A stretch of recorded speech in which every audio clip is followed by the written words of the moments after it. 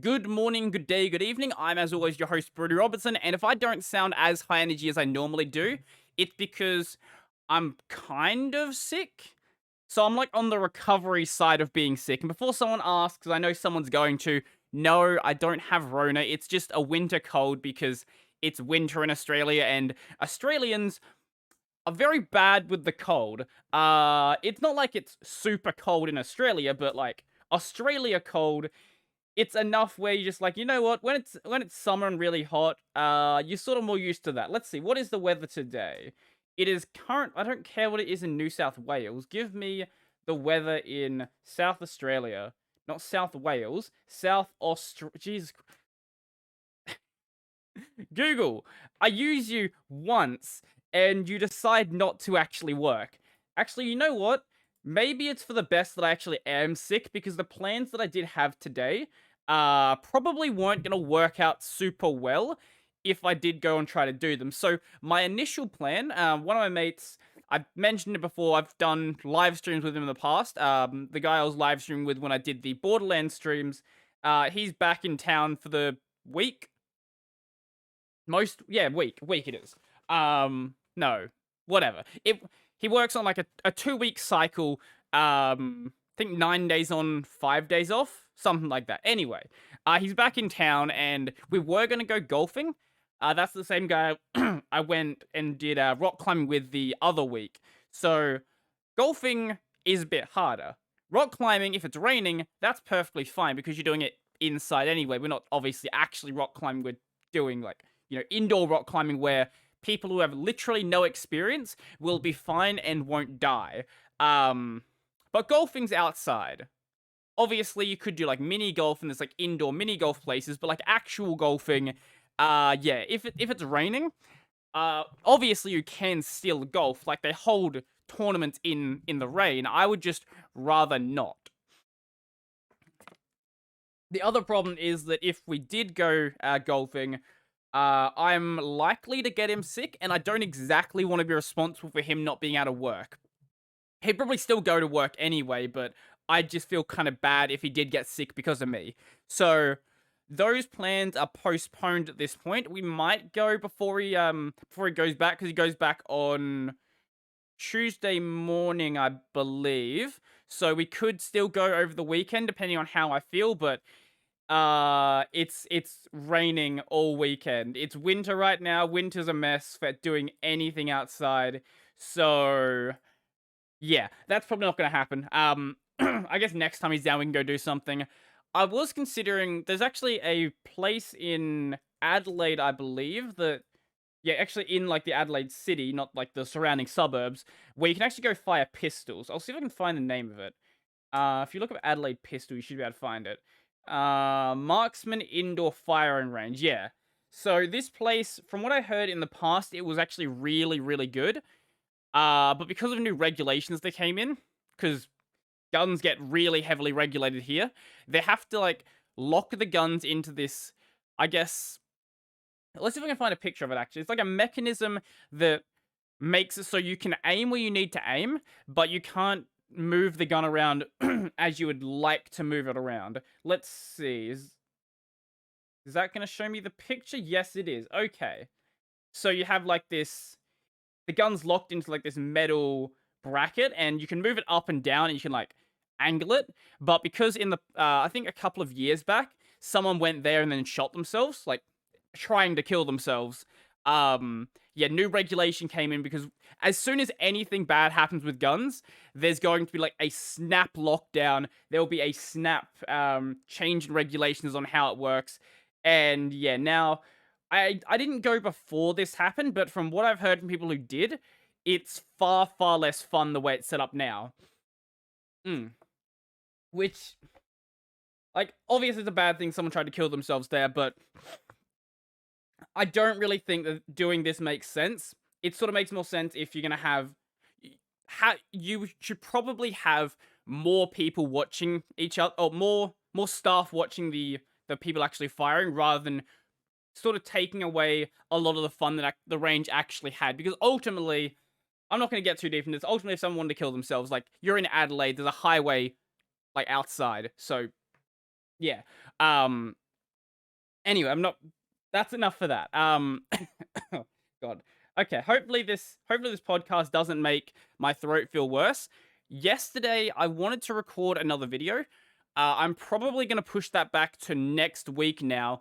I was a video ahead because of the video I did on Freenode, so I only needed to record 5 videos this week as opposed to 6. So next week I'll do 7 instead of the normal 6 I do, and then I'll be completely caught up then. So what I'll probably end up doing after this, before I do the Kingdom Hearts live stream, which will happen tonight at this stage, I'm probably going to go and maybe plan out 1 or 2 more videos, just so I can take some of that time away, so I don't end up falling behind further because of the recording. Basically, just making sure my week doesn't, or my following week doesn't become an absolute fucking mess. It'll still be a mess because my sleep's still not great. It's better in some ways, but the problem I have right now, like, while I can get to sleep just fine, the problem I have is I keep getting woken up way earlier than I normally should, because I have a fucking housemate who, she's not here right now, and she's literally never gonna watch this. I have this fucking housemate who, for some reason, at like 7 in the morning, rather than just having an alarm like, a normal person, what she has is like her stereo just comes on at 7, blasts music to wake her up, and I don't know why.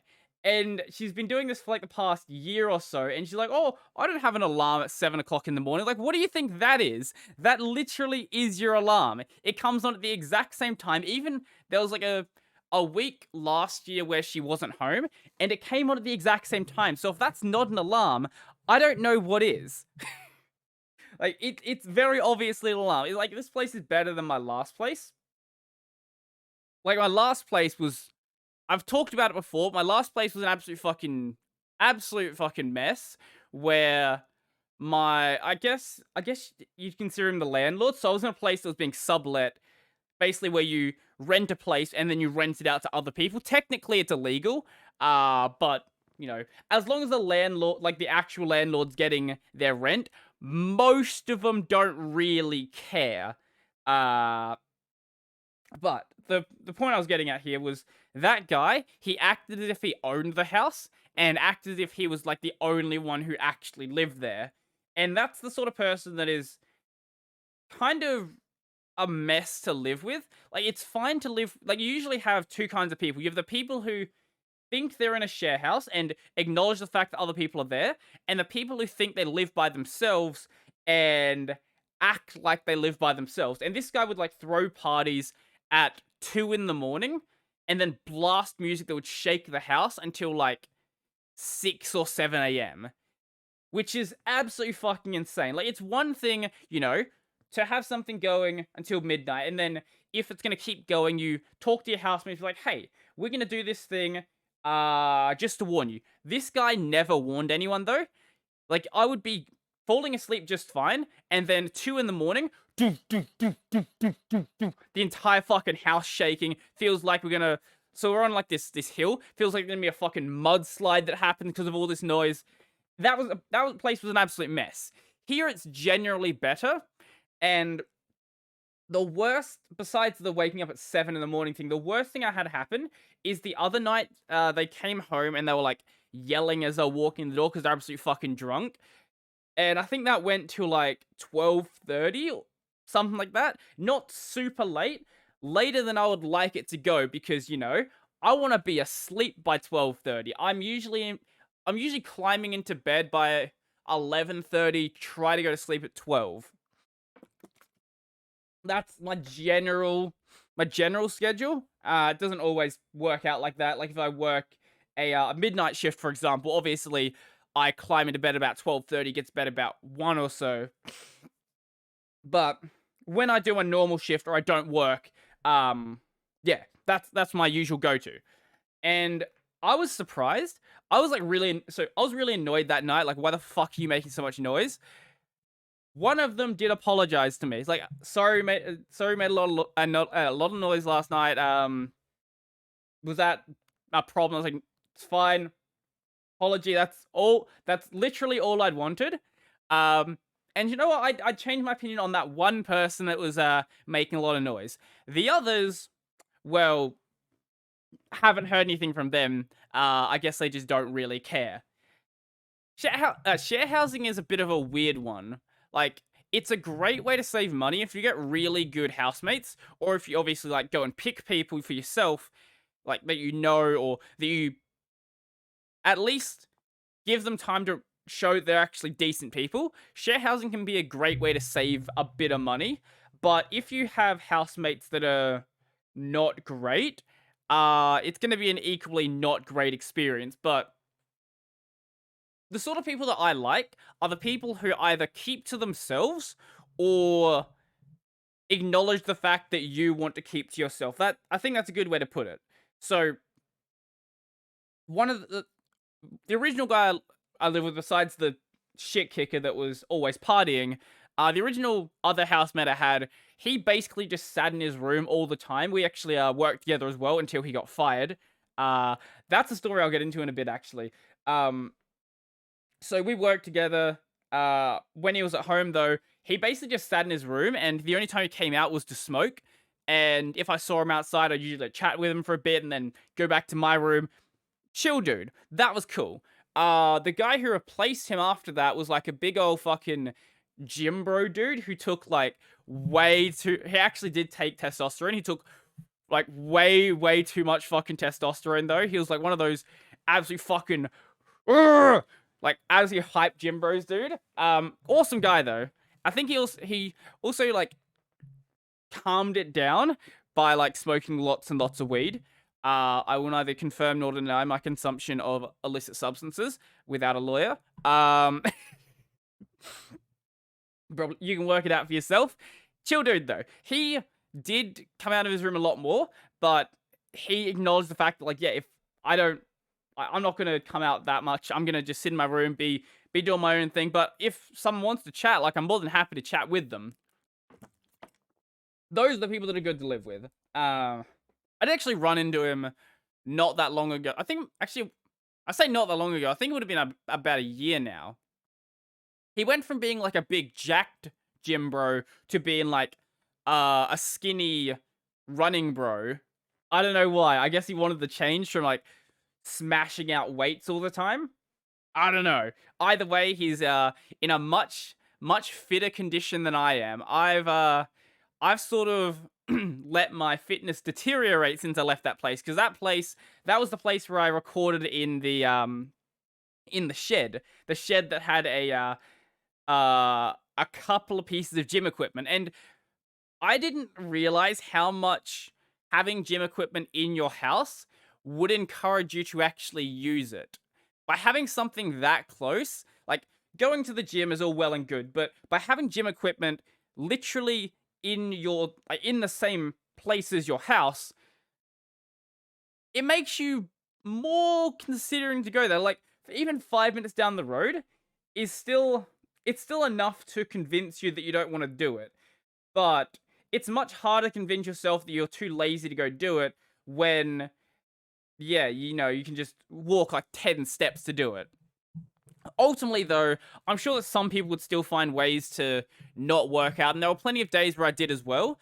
Like, I've been trying to work out more, not like gym stuff, but I'm trying to at least go outside and go for walks. Most days I'm kind of trying to get out. My excuse to myself, though, that I need to deal with is the fact that at work I walk around a lot, so it's not like I'm just never, walking around. I work usually 3 to 4 days a week, and at my job I'm packing shelves, and doing that you need to like walk around a lot, you move your arms a lot, and you're still getting some sort of workout. But getting out into the sun, I think it's less the workout part that I think is important. It's more just being out in the sun, because winter is especially bad for this. Winter, even in Australia, like, you still don't get a lot of sun most of the time. There are occasional days where you get like blue skies, but usually the weather's going to be more like what we have this week, where it's like rain. Oh, I guess there's a thunderstorm on Tuesday. Yay, I hope that doesn't knock the power out. That's my main recording day. But yeah, this is the usual weather you get when you have winter here.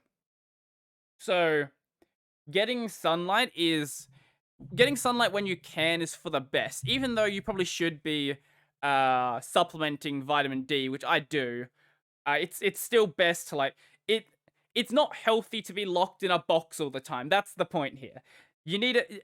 Everyone needs to get outside. I don't know how anyone would be able to stand doing like an office job where you don't have, windows, for example. Like if I was working in an office, I would like to be one of the people that are as close to the window as possible, even though, out the window you're probably going to see, if you're working in the city, you'll see fucking nothing. It's not as bad as like US cities, but in Australia, yeah, like there's still going to be tall buildings. And it's not a great view, but it's still light that isn't like, artificial light like, these. I was going to change my light colors before I started recording. I just didn't do it. Purple and green. Let's see what we can do. How's that how does that look? That's not bad. We'll do it like that for the rest of the episode. This controller is very convenient.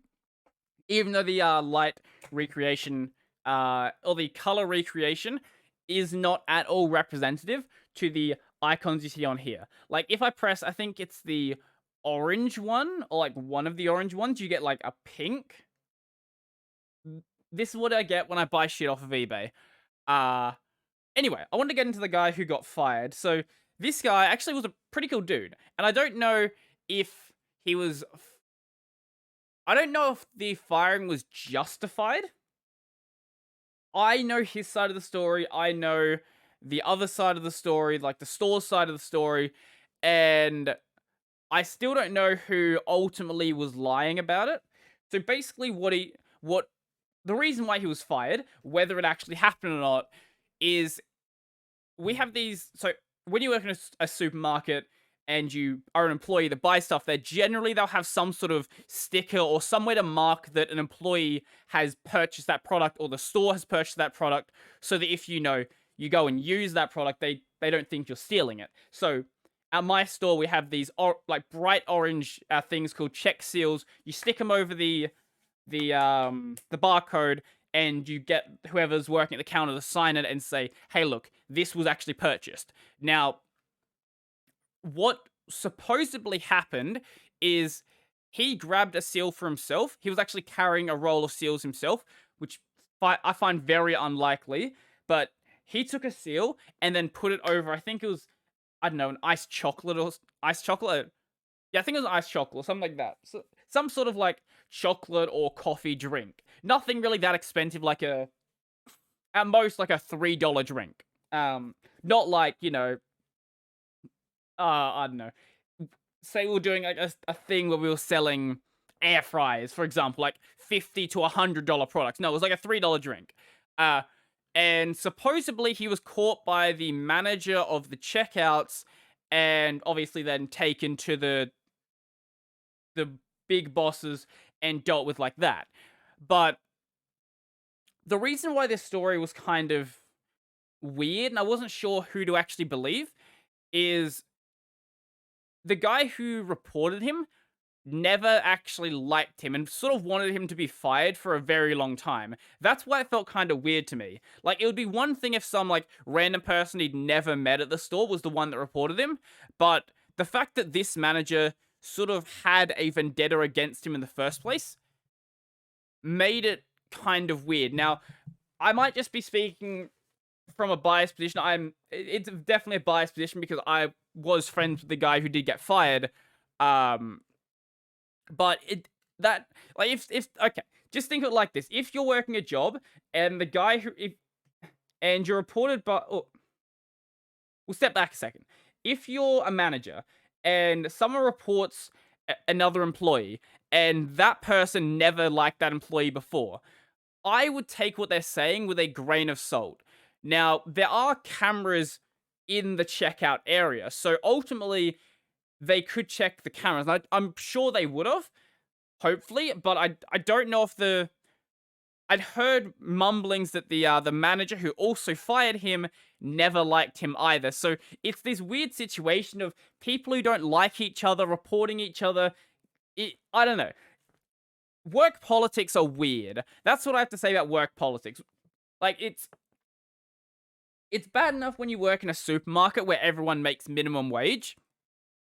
And I'm sure that only gets multiplied more and more as you go into like higher paying jobs where there's more of a corporate ladder where, there's actually a way to be promoted. Like if you're working in a supermarket, the only real promotion you have is you can go from lowly grunt to manager of lowly grunts. And maybe if you're lucky, you can go to the manager of lowly grunts. And that's about as far as you get.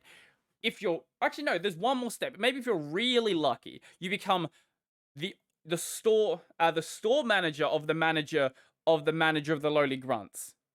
At that point, you actually do get paid a lot. Like I'm not knocking anyone who actually is a store manager or is like upper management in a supermarket. Like they actually do get paid a lot. But the point is that there's not really like a ladder to climb. Most people stay the lowly grunts because they have the job while they're, in university or high school or something like that. At most, maybe they'll become like the manager of the grunts. But take that and then put it into like a Microsoft like company or any sort of company that has like a big corporate ladder where you can go from being someone very low to like the manager of them, the manager of those, the manager, and all these levels up the management. Eventually, you get to like the board of directors and the CEO. I can only imagine like how much like backstabbing and how much lying and just being deceitful to try to get up that ladder, because it's one thing to say, hey, look, these people are my friends, and I'm sure there are definitely good people who work in that corporate space. But I don't think you could be a good person and climb that ladder, because ultimately, if you want to climb the ladder, you're going to have to make someone else not be able to climb. And there will be people who there are bad people out there who will do anything in their power to make it so you cannot climb. Yeah. I don't know. Maybe I'm just talking out of my maybe I'm just talking out of my ass. Maybe I've watched too much TV, but there are definitely bad people out there who will do anything they can to make as much money as possible. Even if it's not just like in a legitimate position like that. If you go look at like, you go look at like the scammer space on Instagram, and Instagram's actually a big one for scammers right now. You'll have a lot of these forex traders and crypto bots and all this stuff, which there are legitimate things in that space. But when someone's like, yes, we will give you 500% returns within 1 month. Yeah, you can clearly see that that's the kind of person who would be the kind of person who would backstab you to get a promotion. I think I did talk about how I was watching a lot of CoffeeZilla 2 weeks ago, I think. Yeah, because last week was the VTuber episode. I have no idea how well it's going to perform. It's gone up live the day that this is being recorded, so I don't know. It seemed like it was doing relatively well when I checked it before, but most things on that channel do relatively well at the start. Holy shit, it's actually doing relatively... What the fuck? It actually is doing really well. Okay, sure, it's my second... Yeah, it's in second place, right under the System 76 Meta keyboard. Maybe it's because I put VTuber in the title. That could very well be the case. Maybe I'm getting people who aren't fans of VTubers or aren't fans of my channel actually watching it. That could be the case. Maybe that video in like a year would just magically explode. I know that YouTube's weird like that. I got a recommendation for a video that I don't know how it happened. Let's see. Something about the metric system. I think it's metric system 101 or something. Let's see, if we just look at metric system, I'll probably find it. No, it's just called metric system 1. This is the second episode of it. Basically, it's explaining like how the metric system works and why the like US customer units? No, that's not what it's called. The US system of units is absolute gibberish. Basically, it goes into how everything in the metric system is based around the meter. So if you have, a meter by meter by meter cube of water that works out to be 1,000 kilograms, and all the different conversions you can have in sorry no yeah 1,000 kilograms and 1,000 liters as well, and all of the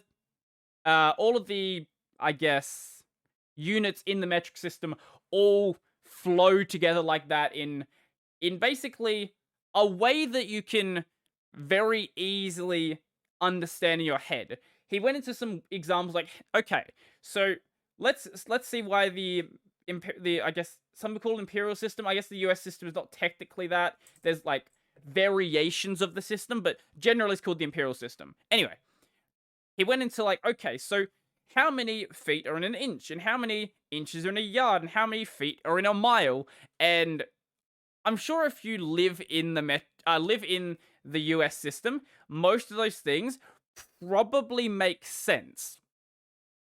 But there's no, I guess, relationship between, if we have a feet by feet by feet cube of water, that doesn't really relate to anything meaningful if you then convert that into pounds and you convert it into gallons. I don't fucking remember the imperial measurements, but it's not like that in the metric system, and among other reasons, part of the reason why it's better.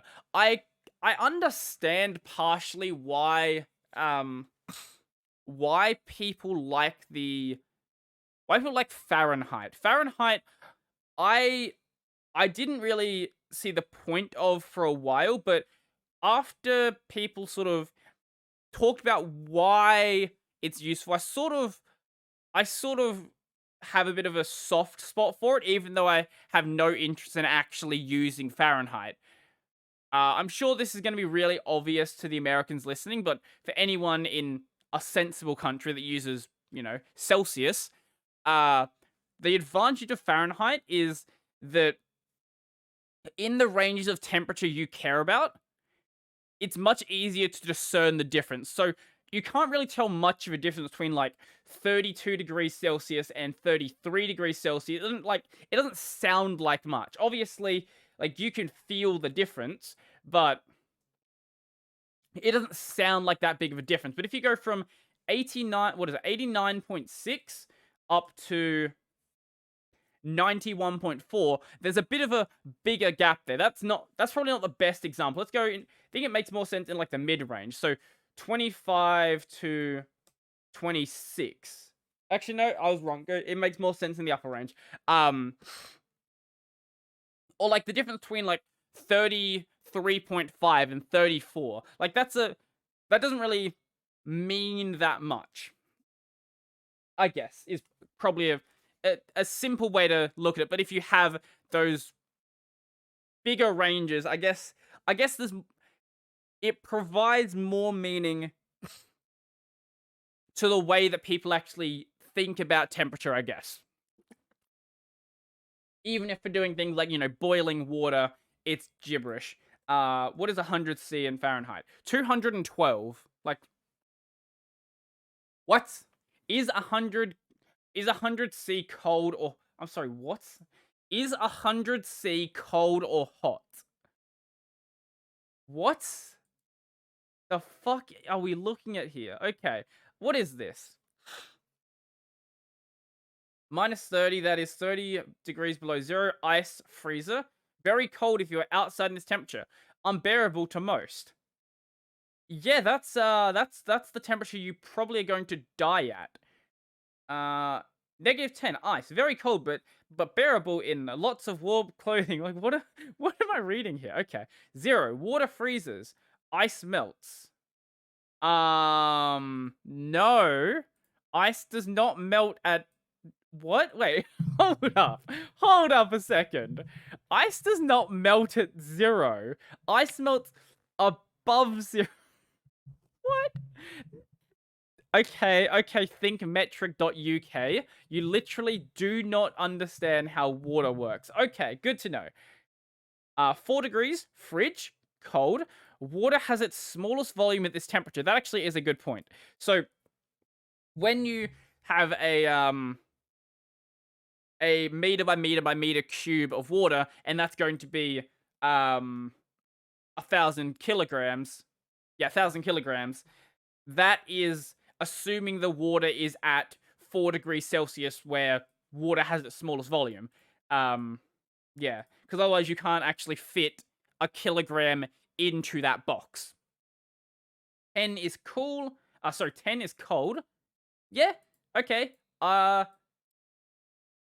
Yeah, some people disagree, but as an Australian, I very clearly agree with that one.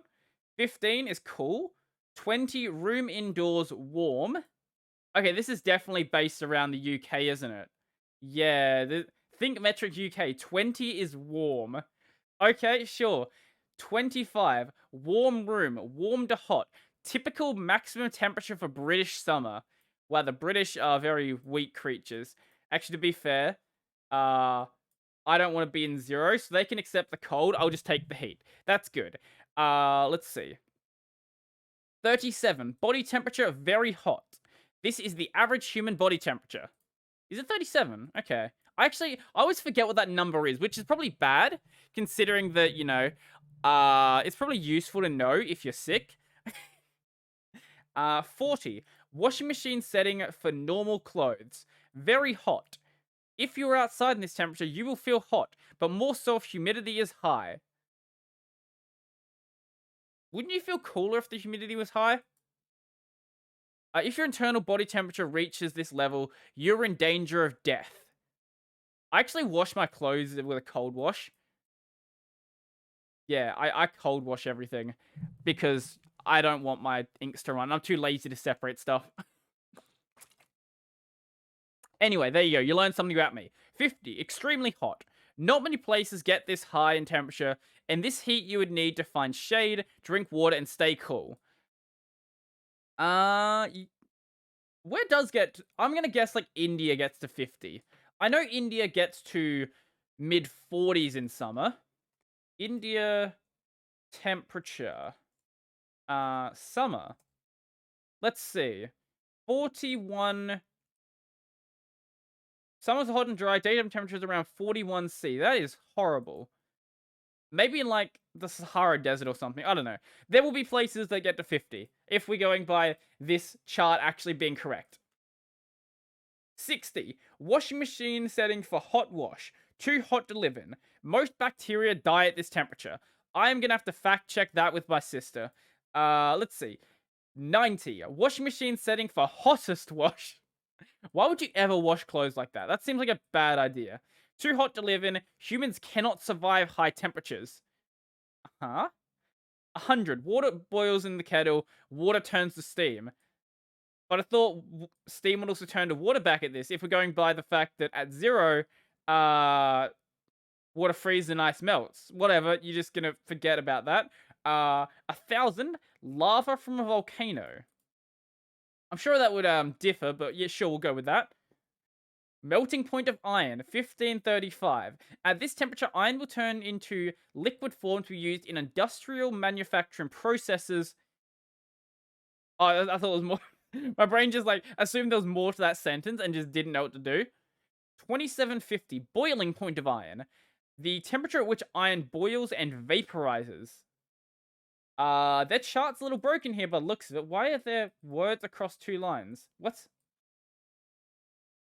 5,500, sorry. Surface of the sun, and then what is that? That's 15 million. Core of the sun. Okay.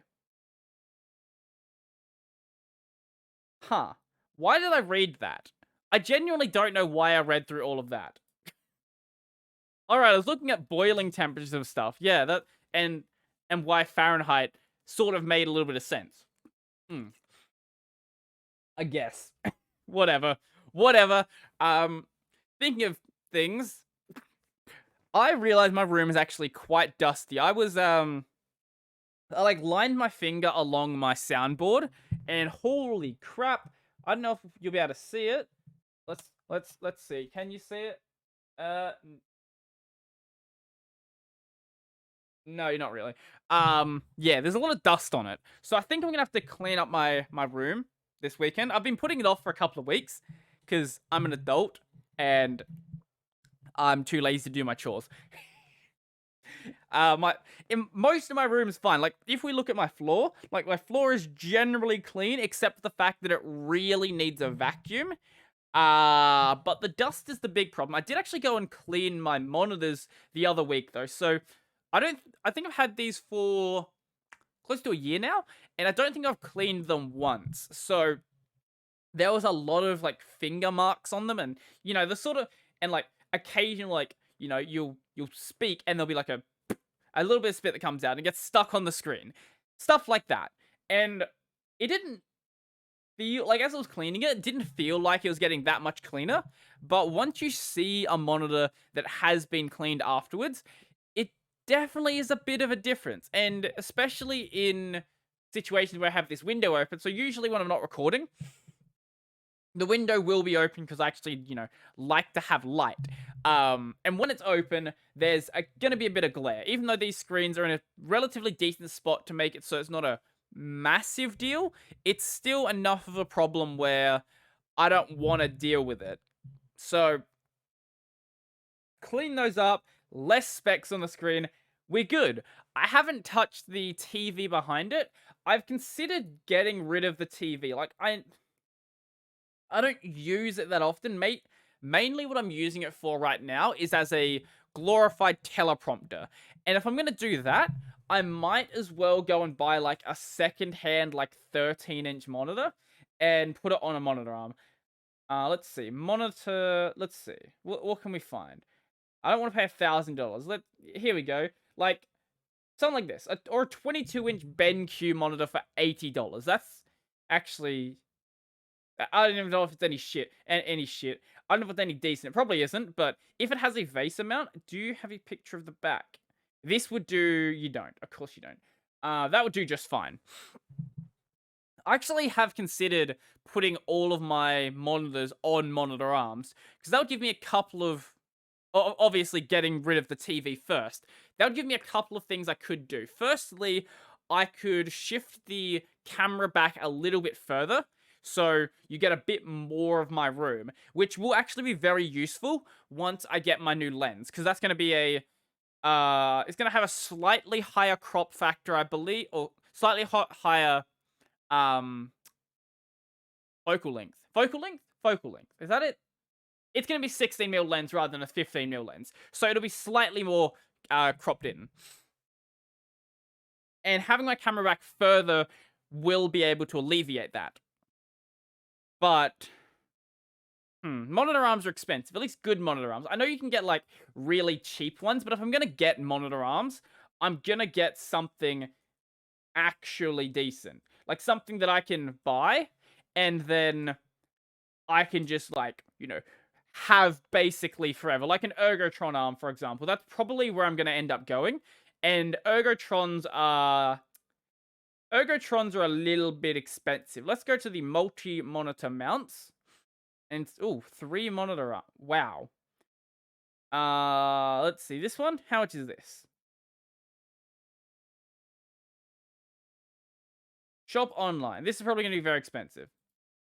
Oh, not that bad, actually. $330.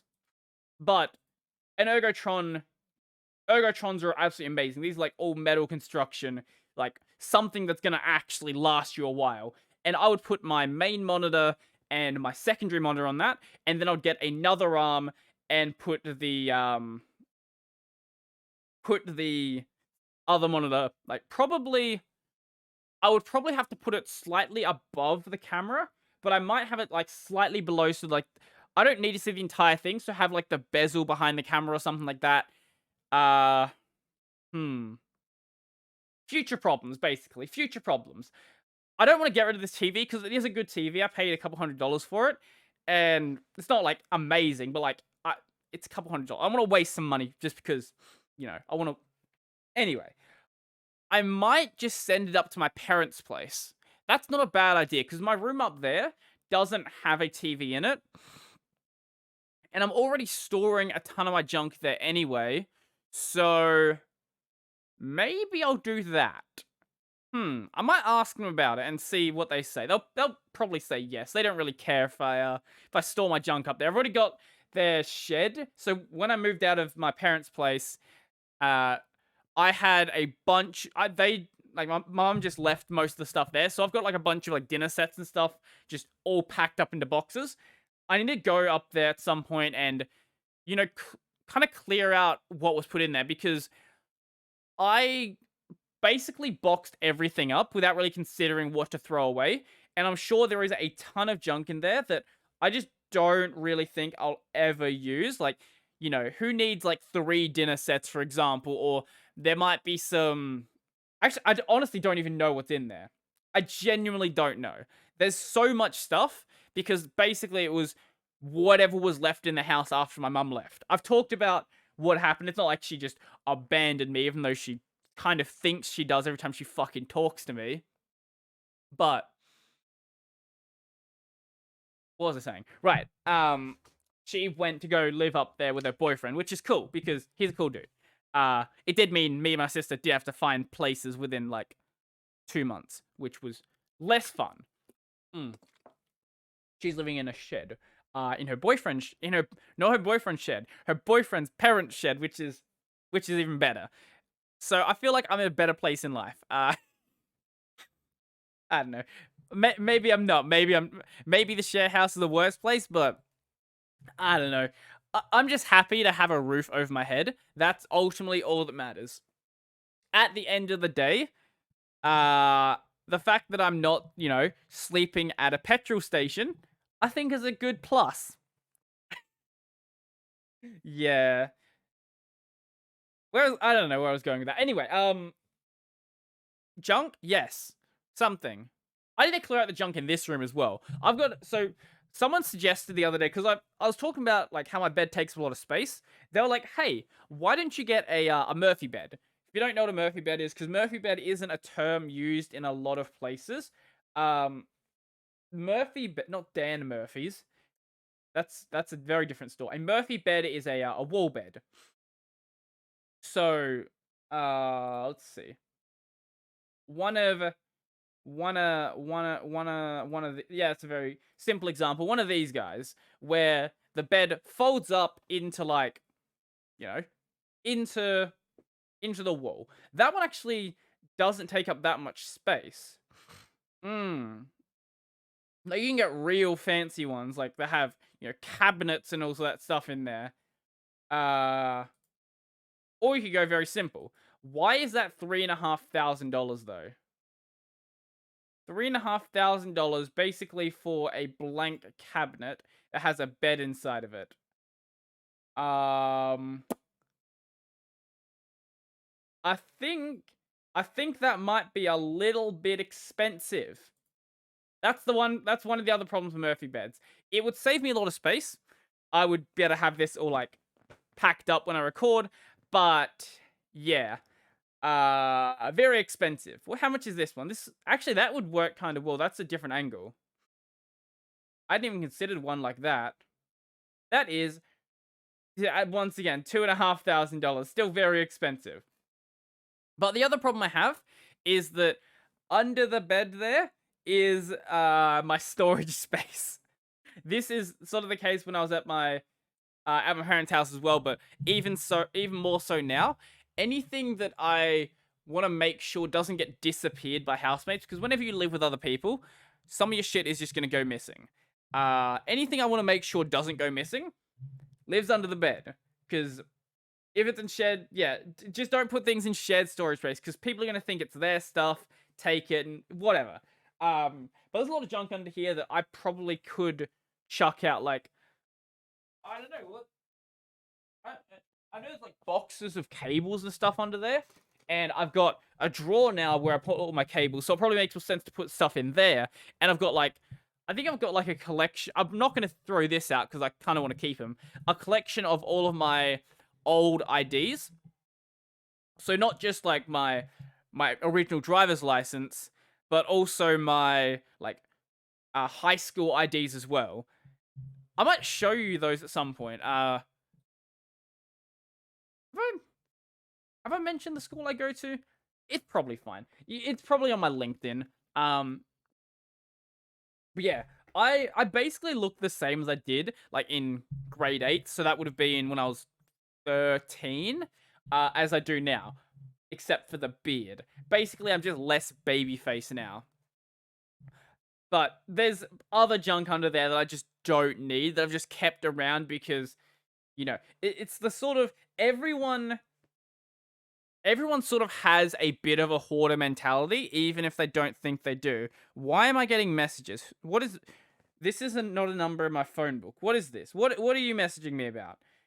Uh Summer bodies are made in winter. With 48 clubs in SA, now is the time to try Anytime Fitness. Alright, I gave Anytime Fitness my phone number a couple years back. Don't give businesses your phone number because they'll keep trying to like get you to join them. But anyway, I need to check whatever's down under here. Get rid of it. Some of the stuff can go up in the. I've got not loft space. I've got like a shelf in my closet that I can put stuff up there, and some stuff probably makes more sense to put up there. I actually should check up there and see if there's anything I need to chuck out from up there as well. Maybe I could wait until spring cleaning to do it, or I could stop being fucking lazy. Spring cleaning is one of those things where people just put off doing any big house cleaning because spring cleaning is when I'm gonna do it. Like I do take advantage of that spring cleaning energy as well, but I try to make sure like I'm still keeping stuff generally clean before that. That'll be a fun weekend when I do go up there and actually deal with that stuff. Actually, it'll be a fun weekend when I just go up to my parents' place and actually see them there. It's not like I don't see my parents. Okay. It's not like I don't see my mum. I haven't seen my dad in a very long time. Whole nother story there. Not getting into that one. That's yeah, not dealing with that. Maybe one day. But when I go see my mum and my stepdad, usually they're the ones coming to see me because they live rural, and whenever they want to go do any you know, they want to go, I don't know, I don't fucking know what they're shopping. They like going shopping a lot, and there's a lot of shops that are just not out there. Like they want to go to places like Anaconda, which is like a sporting goods store? Wait, no, camping store. Sorry, Anaconda is a camping store. Yeah, Anaconda's a camping store, and there's some like tool stores they want to go to that they just don't have any branches out that way, and they're usually here like every weekend or every second weekend. So when my mom's like, "Oh, when are you gonna come see us?" Like, mate, I fucking see you like every 2 weeks. But I do need a holiday. I genuinely do. I was thinking it last night. I haven't had, you know, a good time off in a while. Like I've set it up now so I get my weekends off, so or at least I get my Sunday off and most of my Saturday off. But I still haven't had like a week off or 2 weeks off where I don't know, I go somewhere. I go holiday somewhere. Maybe I go down to the beach for a day or so and then go somewhere else. I don't think I've ever actually gone on a holiday by myself. I think since I've left high school, whenever I've had time off, I've always basically just been at home, or I'd have like a weekend thing where I'd go up to my parents or I'd go see some mates or something like that. I haven't actually gone on an actual holiday. I'm 23. 23. I really should.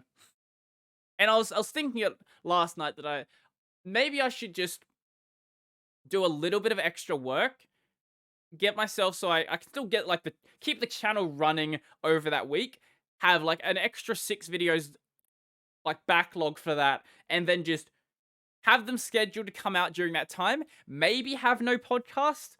Podcast isn't a big deal. There wouldn't obviously be any streams.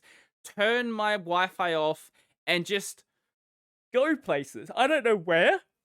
Um, I know my parents do like to travel a lot more, so I might ask them where would be a good place to go. I know they were down at Middleton the other weekend. Middleton is beach area and good place for fishing. That'll be fun. That'll be fun.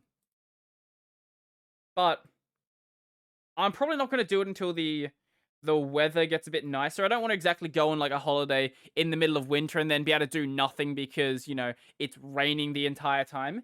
So, I don't know why I switched back to that one. Also, if you look at Middleton, you basically just find nothing but Kate Middleton. I don't fucking care. I literally do not care about Royals. I've talked about it before. I couldn't care less about what the Royals are actually doing. And now that I have a bit of extra disposable income, going on a holiday would be a bit easier because I was already paying the bills just fine with just the channel money, but now that I've got I made quite a bit of money from the crypto boom, uh, and I've also got the channel that's bringing money as well. I can justify spending a bit extra to go chill out somewhere, even if I don't have extra money. I've been working basically non-stop long enough where it feels like I am basically in need for a holiday. Because normally around this time of the year, I would be going to like AvCon and doing things like that, but I didn't go this year because AvCon is sort of a mess. That's the anime and video game convention, big convention in Adelaide, not a big convention anywhere else. I say big, but it's like really small compared to like actual big conventions. Anyway, not the point. So the sort of holiday stuff that I would normally be doing, I just haven't been able to do this year. So maybe doing a touristy thing would be fun.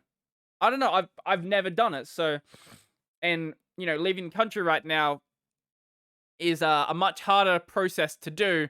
So that one's I think we can flatten that one out a bit more. Flatten that one out. We can bookmark that one. Yeah, we can bookmark that one, we'll say, and come back to it later. Because at some point I do want to fly to Japan. Go to Japan for like, I don't know, a week or so. Let's see. Maybe 2 weeks? I don't know. Can you even fly to Japan right now? I don't even fucking know. Yes, you can. But you need a 2-week quarantine. Like, that's what I mean. Like, there's no reason to go on a holiday outside of your country if you have to have a 2-week quarantine. Like, that's insane. You would have to have at least like a 4-week holiday then, which would just not work. And also, apparently the cheapest flight on cheap flights is $10,000. All right. Yeah, let's not do that one. Oh my lord. Yeah, one day I would like to do that. Oh, this one's $2,000. Yeah, no. My first flight in a long time's probably going to be to like Melbourne or something because Melbourne's much cheaper to fly to. Can't do that though because they are in another extended lockdown. Because Melbourne is a little bit fucked. There's two. Okay, Melbourne is like Australia's attempt at a American city where you have too many people living in one place. And when you have that many people in one place, and you have a disease that's going around, turns out being in somewhere that has a lot of high density cities, bad idea. This is why Adelaide's doing so well. Because nobody fucking lives here. Yeah. The Adelaide population is very small. Very, very small. Actually, let's go South Australia. South Australia population 1.7 million. Yeah. there's no one here. It is a pretty big state, and there's only that many people. Actually, wait, how I don't know how big South Australia is relative to like some of the states in the US, but if you look at it like that, I'm pretty sure we have less population than a lot of the states and more land space. Yeah, I think that works out. Something like that. Speaking of things that work out, let's move to another topic. And I want to talk about I want to talk about capitalism. Not really. I want to talk about the new McDonald's meal, the McDonald's BTS meal. So I didn't even know this was a thing that existed until I saw Critical's video on it. And you know what? He convinced me to try it. Not because he convinced me that it was going to be good, but because he convinced me that it was going to just it was just gonna be some Maccas. And you know what? It was just some fucking Maccas. So basically, if you were living under a rock and you somehow never saw the ads for it, the BTS meal was large fries, a drink, Cajun and sweet chili sauce, and also 10 nuggets, which isn't a bad meal. I think I paid 12.45 for it because Australia fast food is very expensive. I tried the new BTS meal at McDonald's. Here's why it's great. I'm going to be the exact opposite of this. I tried the new BTS meal at McDonald's, and it was very, very, very fucking boring. It literally, it's not like, these aren't like special nuggets or anything. The only thing that's special are these sauces. So if you expect anything crazy from it, don't. As soon as I saw that Critical video, though, I actually did start getting ads for the BTS meal. So I bought it. You know what? Cajun sauce is pretty iffy. Like it's when I see Cajun and I see a big fire emoji on your sauce, I had expected that would mean, oh, it was gonna be spicy sauce. It wasn't spicy. It wasn't spicy at all. I don't know what this sauce is made of, but like it's just I don't know what it's not spicy at all. We immediately tried the sauce, of course, and it made the McDonald's nuggets taste like something I wasn't ashamed of eating. Okay, so this person does acknowledge the fact that Cajun sauce was not good enough for our spice-loving taste buds. It's hot mustard taste. Sure, whatever. The sweet chili sauce, though. Now, I am a big connoisseur of sweet chili sauce. I don't know if you know this about me, but I fucking adore sweet chili sauce. It is objectively the best sauce on the planet. I don't care what you have to say about ketchup or mustard. I don't care. Sweet chili is where it's at. Now, this sweet chili sauce was spicier than the Cajun sauce. I don't know how they did that. I guess they just didn't make the sweet chili sweet enough. That doesn't mean the sweet chili was bad, though. That honestly made it better. I kind of wish they just got rid of the Cajun sauce and just gave you just two sweet chilies, or maybe a sweet chili and an actual chili or something. I don't know. But when Critical said, oh, the sweet chili sauce was kind of spicy, I didn't think he was actually onto something. I thought he was just a bit of a bitch. No, it actually is a little bit spicy. Not like, oh, it's really spicy, this is so bad. But spicier than you would generally expect from a sweet chili sauce. I kind of hope that, I know they won't do it because I've worked at Mac's before and I know how they do stuff. I kind of hope that they keep the sweet chili sauce around. What they usually do, though, is whenever they have special sauces for whatever deal they're doing, the special sauces are there for the extent of the deal. They used to have I think it was a Chipotle sauce? Yeah, Chipotle sauce. They had like a spicy sauce. They've had some really good sauces in the past, and they just get rid of them after the deal's over. Which is kind of annoying because the one thing that Macca's does have over KFC is that most of their sauces are better. I don't know what sauces KFC has in America, but here we have sweet chili, supercharged, which is their spicy sauce, barbecue, I was going to say sweet and sour, but that's one of the things that KFC is missing. Sweet and sour is so fucking good at Macca's, and I always miss it whenever I can go and buy anything from KFC. I feel like that sauce would go really well with their chicken. But sadly, they don't have it. You bought 3 of them for under $20. I wish that fast food was that cheap. Actually, I don't wish it was that cheap because then I'd probably eat it more than I actually do. Um, but ultimately, at the end, the BTS meal is it's Macca's. It's fucking Macca's. Like it's just some chicken nuggies in it. Whatever.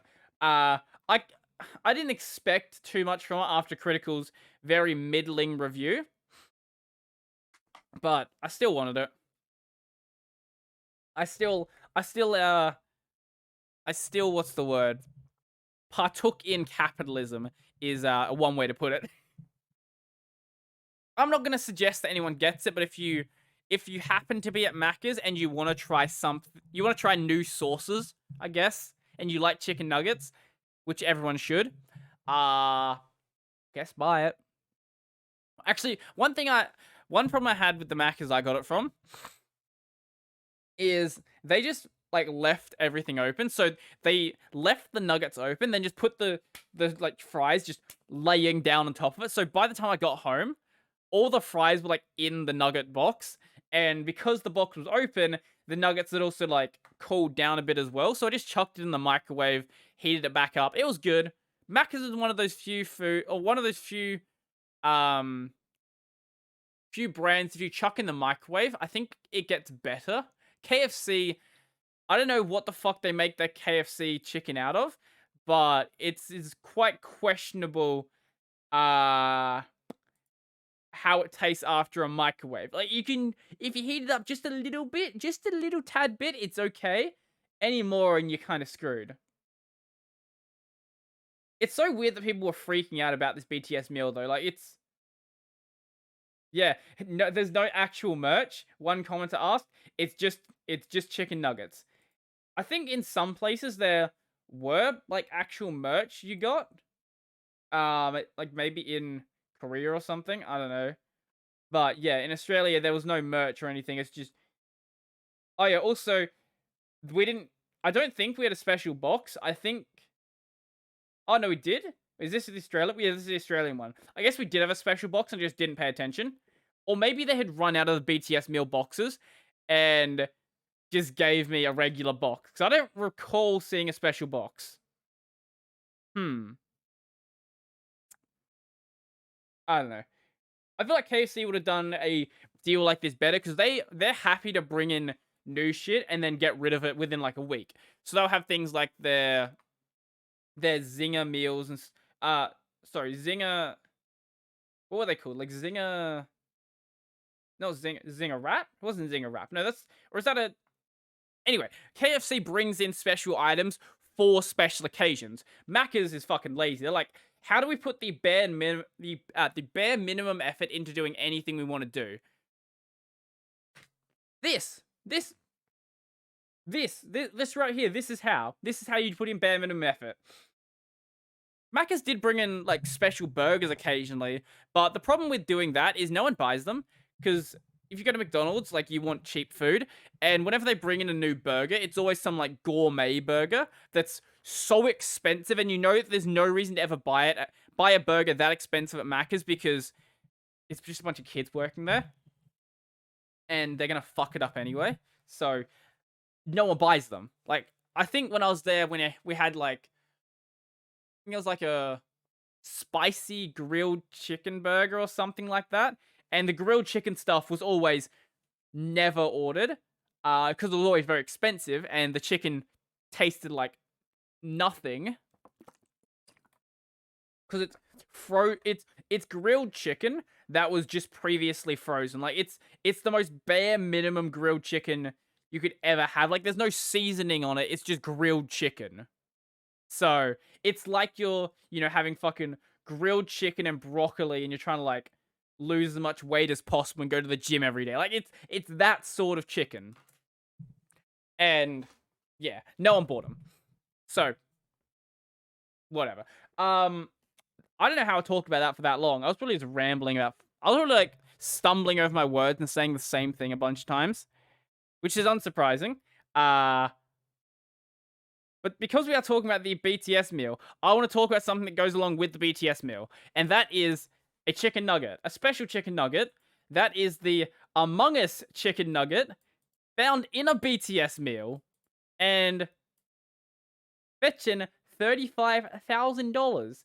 Do they have a link to the deal, or would the deal have already run out? But mate, this is absolute perfection of timing. I call bullshit they ever got this from a BTS meal. I have a feeling they just, you know, made it themselves. But the BTS thing happening, and then you have Among Us happening. Boom! It would be like if you like a I don't know, Fortnite nugget or something set in like the peak of Fortnite. It's the exact same thing. You combine like these two massive things, even though the people who care about Among Us and the people who care about BTS probably don't overlap, you know, as much as you would think. It's just got that many tags on it that people are going to look at, and people are like, yes, I want this to actually be a thing that exists. Now, the funniest part about this is what the person said. So, the guy who was selling it said, I have realistic expectations. I'd figured it would get around $50, but nothing like this. Mate, you don't understand how much people care about BTS and Among Us. At the end of the day, there are some people out there who would pay an absurd price for a McDonald's chicken nugget, but I don't think the final bidder will actually go through with the purchase, as there are a lot of people who bid on things like this for the memes. That is absolutely the case. There's no way it actually sold. When did this article come out? Yes, 2 days ago. I wonder if it's sold. Wait. Maybe it's sold already. BTS Among Us Nugget. Did it sell? There's a bidding war at $50,000 now. I don't think it's sold yet. Do you have a... Here's the listing. Okay. Okay, so it sells in a day and 4 hours. Currently, $51,000 US. Which... Why do they have a picture of a bunch of Szechuans? Okay, this person's fucking with you. Guys, this person's actually fucking with you. Are you dumb? Okay, I was kind of convinced that... I've seen some weird shaped nuggets when I was working at Macca's.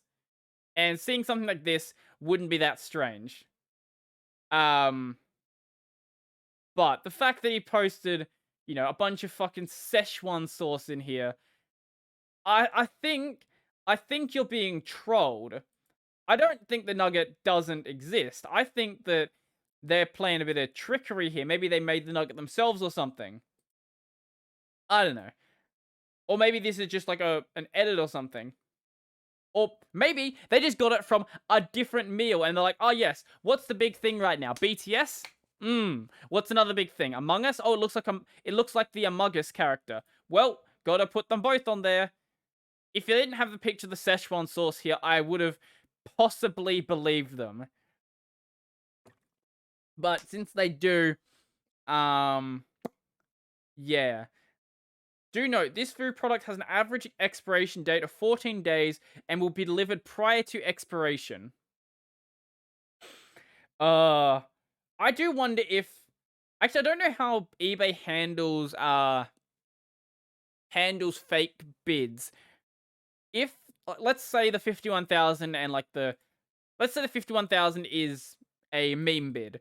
Does the person who actually have a real bid then get the product? Like, even if it's like 10 bids down, is that the person who's actually going to get the product?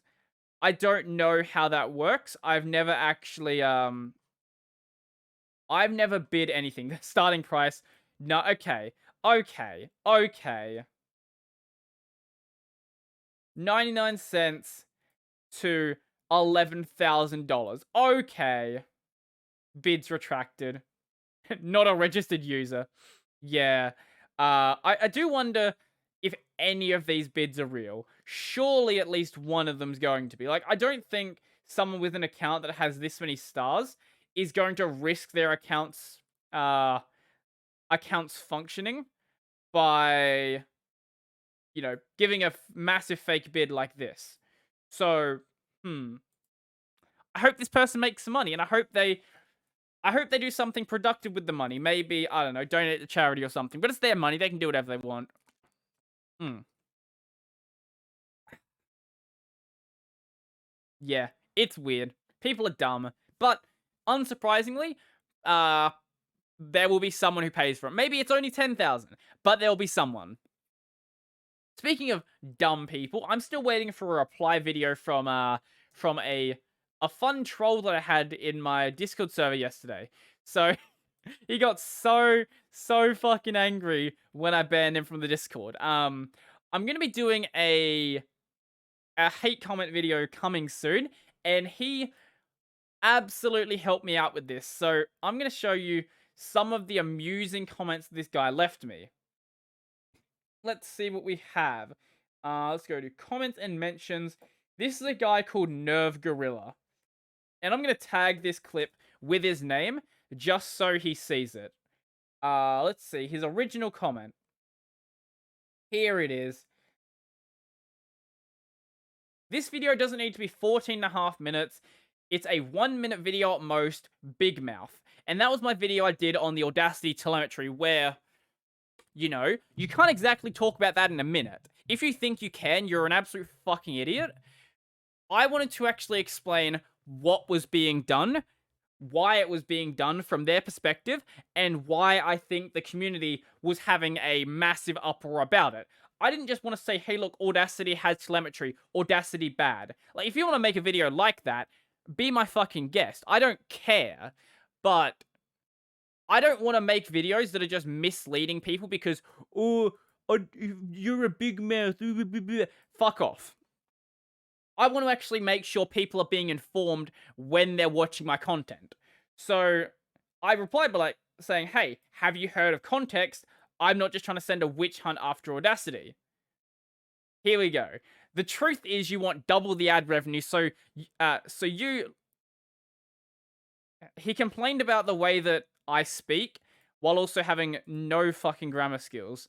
The truth is you want double the ad revenue, so you, like every other big mouth here, meanders and adds fluff to get your videos longer. The internet wasn't full of guys like you in the 90s. People definitely didn't create websites full of fluff in the 90s. No, definitely not. Let's just forget the 90s. I'm not sure you understand how ad revenue functions. Yeah, I do, and it violates the spirit of the internet. If you continue being defiant, this is where it got fun, I will get in Discord voice and give you the what for. Oh my god, that was when he got very salty. So I was like, hey, you're clearly very deranged. You need some help. I can show you where to get people to help you with your mental problems because if we go over to his channel, this is where it gets really funny. So normally you expect the channel maybe to have a couple of videos that are disliked. And if you're just listening to the audio version here, all of his videos for the past 2 years, past 2 years, have a majority dislike. Like at most 56% likes, which is massively small, really small, very small is a good way to put it. But for the most part, like 12%, 7%, 25% likes, like really bad. And the reason why his like to dislike ratio is this bad, one is because his videos are horrendously boring. Two, because he goes around to other people's channels doing exactly this. He'll just go to people's channels, be like, "You're a fake gamer. You're not a real gamer. You're the scum of the earth, and you fleece people for money." And he came into my Discord doing the exact same thing he was saying in the comments, and then tried to like play the victim as if he had done nothing wrong, and I'm just like, I'm a horrible person who just bans people from my Discord when they disagree with me. This guy bans you from his Discord if you say things he doesn't like. A real walking turd. I'm going to show you, because he's obviously not going to be truthful. I'm going to show you some of the comments he left. Let's see. Alright, here we go. Here's a fun one. If I just drag them in my browser, there we go. Cool. So, why are you blocking private messages? Gamers never did that in the 90s and 2000s. Yes, they did actually. As soon as blocking has existed, people have been blocking messages. I have some things to say to you regarding your condescension earlier. I'd rather do it in voice, but I'm at work. Look at this self-promotion. This absolutely sickens gamers. I like how he assumes that, like, I'm running a gaming channel. Like, what the fuck do you want about? Mate, my gaming channel isn't my main focus, and you're commenting on my Linux channel. Are you fucking dumb? So I have to get in voice, is that it? Oh man, are you sure you want to turn my hobby into garbage with your affiliate contract swill? Oh, you're just as funny as I expected. You don't like games, and if you got into voice, I bet you couldn't answer the most basic gaming questions. Admit that you don't like games right now. What you like is easy money, and you're using my hobby to do it. Once again, terrible grammar. I'm not running a game. My gaming... Right, okay. I know you're gonna fucking see this. Right, okay. My gaming channel doesn't make any money. You're literally commenting on... Like, you found my channel through my channel where I don't play any... I play games and streams like once every couple of weeks. It's not a gaming channel. Are you fucking stupid? And I responded by saying, if I liked easy money, I'd be doing Amazon dropshipping because, you know what? I think that's fair. Like, being a YouTuber is not easy money. Like, most channels make fucking nothing. And the amount of money I make on my channel, going by the amount of hours I put into it, is not worth it. I'm making under minimum wage by uploading videos to my channel. So if I wanted easy money, no, I would do fucking Amazon dropshipping. I would run a scam Forex bot or something like that. That's what I would do. See, folks, if a guy like this ever got his hands on an unreleased prototype of any game on any console, you know what he'd do? He'd try to make as much money as possible with it. He wouldn't release it to the public he wouldn't release it for... I can't fucking speak. You know, I probably shouldn't criticize people's grammar. I take that back. Your grammar's fine. My speaking is just as bad. He tried to make as much money as he could with it. He wouldn't release it for free publicly to gamers. These big mouths are lower than whale dung. Do you allow scrutiny in interviews, Robertson? Because I want to call you in the morning. Why is he talking about video games? I never said a thing about fucking video games. Are you stupid? And he just kept going on about this for like 2 hours. I don't know what he was on about. Then the hilarious part is when he got like into talking about copyright. That's when it got really, really funny because he clearly demonstrated that he doesn't understand the law whatsoever. So, here is the best advice I can give you as someone on the internet since 1995. Pay your ISP and then put your money away. Never give money to anyone on the internet unless you're getting something in the mail. Pirate it all. Movies, music, TV shows, audiobooks, ebooks, everything. And I was like, okay. Sorry, before that, he said, you skip all their swill. These YouTubers are such scum that if you did the honorable thing and re-upload their videos with this fluff cut out, they'll copyright claim your video. They actually think they own the videos they upload. They do not understand this place called the internet. And I responded by saying, that's because you're breaking the law. Once you upload something, you no longer own it. Humans do. No. That's objectively not how the law works. I know your brain is too fucking small to understand how the law functions. I think that piracy for doing things like, you know, game preservation, movie preservation, things like that, actually is a really good thing.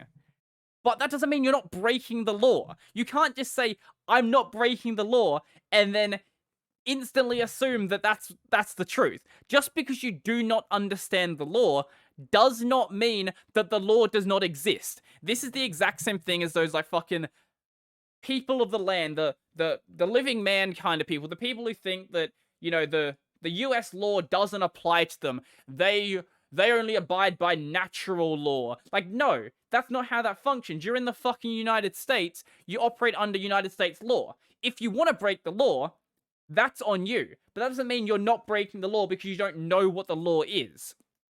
Just not how that works. You fucking stupid. And no, I'm not going to debate you. So if you see this and you're like, oh, debate me on Discord because I think it's 2014 and it's Gamergate again. No, I'm not debating you on Discord. Mate, I've been around on the internet longer than you think I have been. I know you keep saying, oh, I've been on the internet since 1995. Do you know what that means? That means that you're at least in your early 30s and you're an absolute fucking child who runs a channel where you play WoW and you whinge about people leaving comments on YouTube videos. It's one thing to play WoW. I don't care. Play WoW, that's all good. WoW's cool game. Don't really care for it myself, but cool enough game. But in these videos, you just complain about people leaving comments on YouTube videos. That's all you do. And we're going to move on from this because I don't fucking care. I'm not debating you. Fuck off.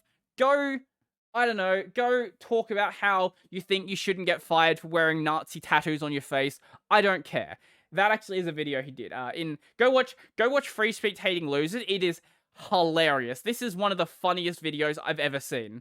The rest of your content's really boring, but this video, it's real funny. I highly recommend it. Moving on from that, though, I'm done with talking about this guy. If you want to hear me talk about him again, in my hate comments video that'll be out at some point, yeah, I'll probably mention him then because he gave me so much content. I don't want to make the entire video just focused on him. I want to talk about other hate comments, but I got so many comments from him that it's kind of hard to find other stuff, because one good thing about my channel is I've noticed I don't get that many hate comments. I'll occasionally get comments correcting me on stuff, and that's cool. I really respect people who want to put their time in and do that. I make mistakes occasionally, like in my video uploaded today on Paleo Fetch, I linked the wrong repo. So the repo I linked was one that was archived, and that was the one that was the one that I actually tested in my video. Turns out there's actually a fork of it that was still being maintained, and there's actually forks for different distros as well. So someone pointed that out, and that helped, because I would never have spotted that myself. But I don't generally get hate comments. The most hate comments I usually get, like if I look at like a search for beard, for example, in my comments, here we go. Actually, this isn't a hate comment. I like this comment. Your beard looks like the name of a black metal band. I don't know what that means, but I think it's a compliment. I'm going to take it as a compliment. I'm very sorry, but the beard does not look very good on you. Or actually put a very in there. I'm very sorry, but the beard doesn't look good on you. And I'm like, that's fine. No hate, but with that beard, you look like you aren't trying to get laid. It doesn't look like that. That's the truth. That beard is a crime against humanity. Good. Eunuchs, hold my beard. That's a good one. I like that. I want to shave that beard. Come on, then. Beard in 4K. One day. Bad beard, bro. I get so many comments. Fix it. Use some beard products. You mailing us beard. You mailing us? You mailing us beard gang look bad. I'll add that. I should add that one into my my hate comments. Hope some guys asking you to cut your beard. Don't you wait? Hope some guys asking you to cut your beard. Don't you like this? What? I don't know what that means.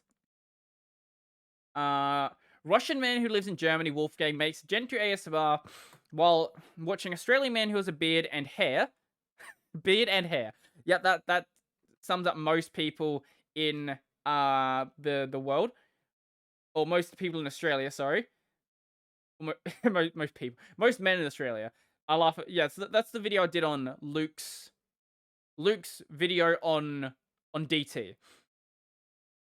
Great upload, Brodie. Oh, this person has beard in their name. Okay.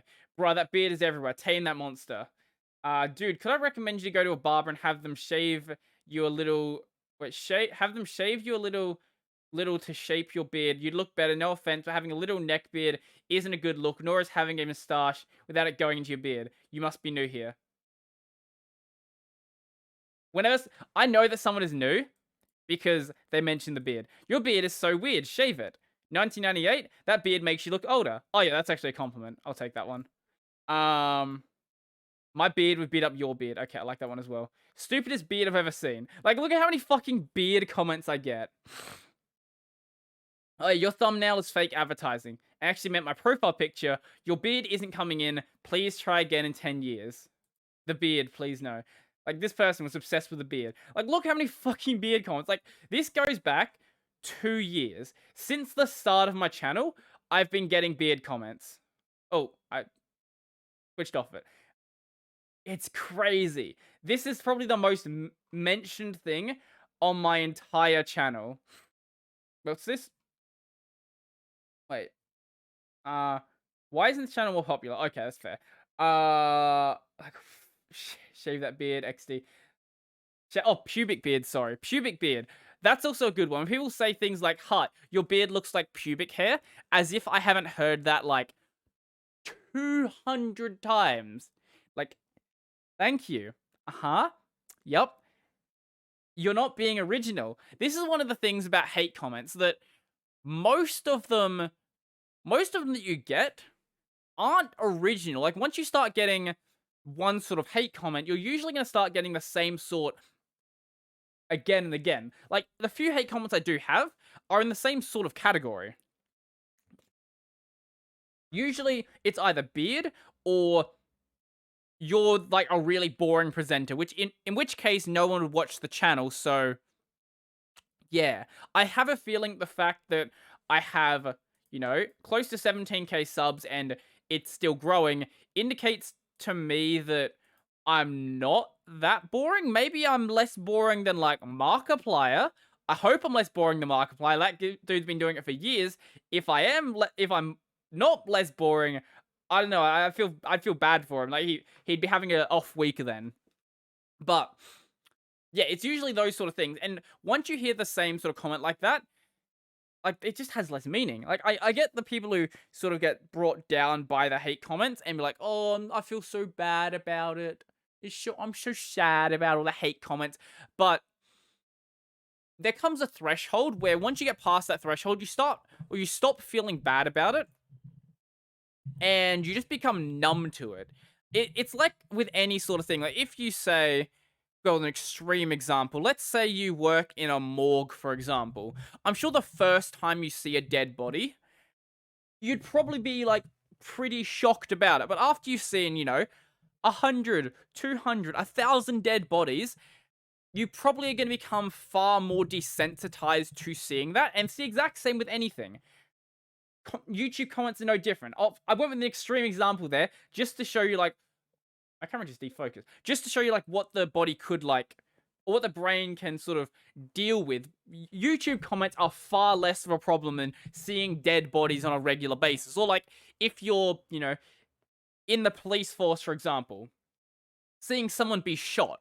I'm sure the first time you see someone be shot, that would be like really disturbing. But after you've seen 100 or 1,000 people be in that situation, it is going to have less of an effect on you mentally. You probably don't want to have it be no effect. That's one of the things I feel like a lot of people misunderstand.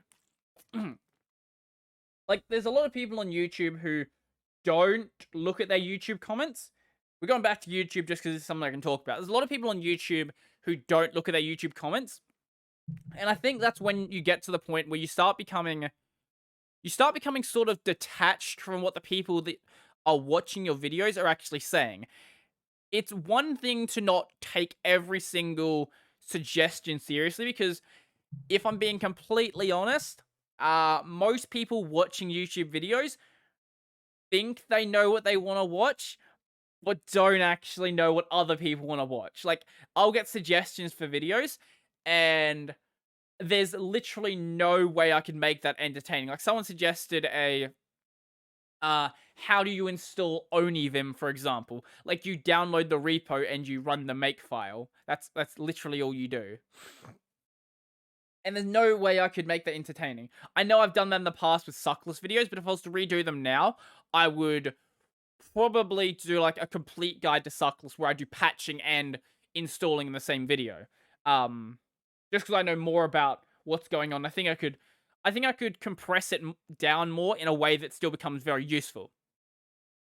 But you'll get suggestions like that where it's just like, there's no way that a video like this could actually be fun, one, to make.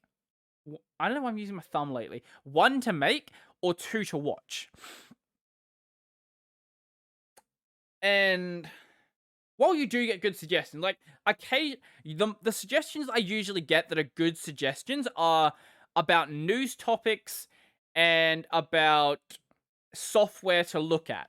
A lot of the software I've been looking at recently has been suggestions from the YouTube comments. Because even if when it comes to like tutorial style stuff, people don't know what they want to see, I think for software, there's a lot of software out there that is really, really cool that a lot of people just don't know even exists. And that's where videos like this actually can be really useful. I've had a lot of comments in the past be like, "Oh, in your videos, you just look at the man page and you just say what's in the man page." Firstly, I don't do that. So fuck off with that. I compress what's in the man page down into a form that, makes sense for a video. But what do you expect from a CLI tool? Do you expect me to use options that don't exist? Like, I have to talk about what's in the man page because that's what the entire software actually is. But that's not the point I was getting at there. The point I was getting at is a point that I forgot. Fuck, what was the point I was getting at? Something about videos being... Oh, right. Really cool software out there. GitHub has so many projects out there that have maybe 1 star, maybe 5 stars. 5 stars is actually a lot for a project. I know there's a lot of projects out there that have thousands, but most have none.